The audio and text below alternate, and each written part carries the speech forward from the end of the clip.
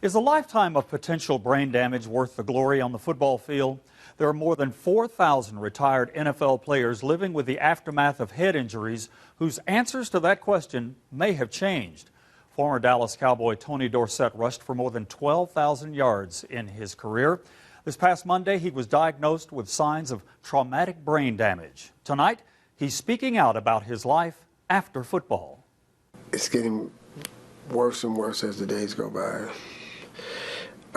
My short-temperedness, I'm really short-tempered. For my daughters to say they're scared of me.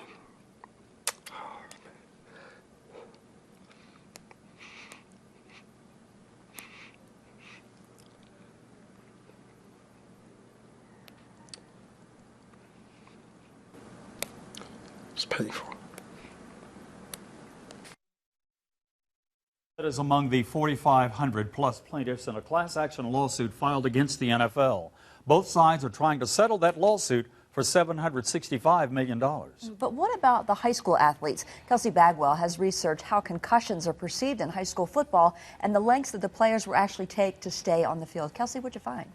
Kim, Calvin, you know, many consider football to be a religion in the South. With that being said, athletes will sustain injury after injury just to don their jersey each Friday night. But when is enough enough? I don't want, to be paralyzed for life over one year of football. But as long as nothing happens, I want to keep playing. Cameron Hurd stands on the sidelines at Northwest Whitfield High School football practice. No helmet, no pads. He can only watch.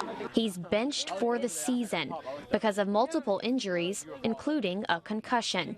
After every hit, my head just started hurting worse and worse, and eventually, as everybody was telling me, I was like getting up slower and walking, kind of sideways, and if you know what I mean, and it just really hurt. Cameron pushes past the pain to live up to family expectations. Both his brothers are former Bruins. I kind of have big shoes to fill, I guess, but I want to be better than them. But Cameron is different. He has spinal stenosis, or a narrow spinal canal, giving him higher risk of injury. His coach teaches several tactics to keep Cameron and others safe.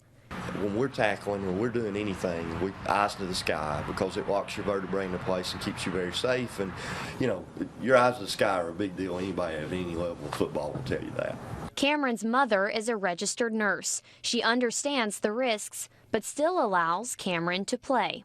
They're boys. Boys are going to get hurt whether they're playing football or basketball or climbing trees or riding bikes. So, yeah, I know there's a risk of him getting hurt, but boys are going to be boys, and he loves football, he loves basketball, so I let them play. One Chattanooga neurologist agrees many activities can cause concussions, but clearly football is and can be a violent sport.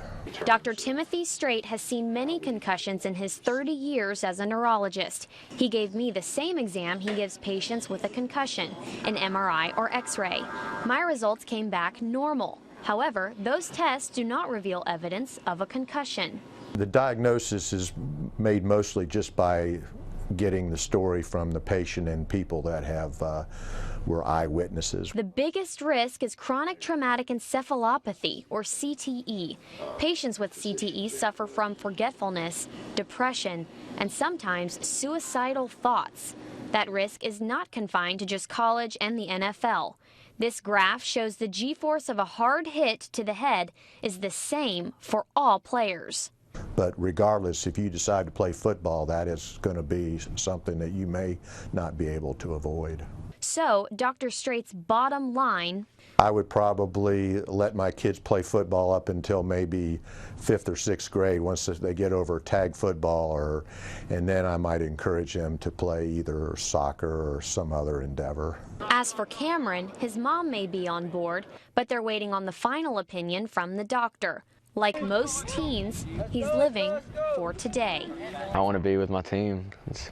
I love my team, and I love the bond we have between each other, and they're like family.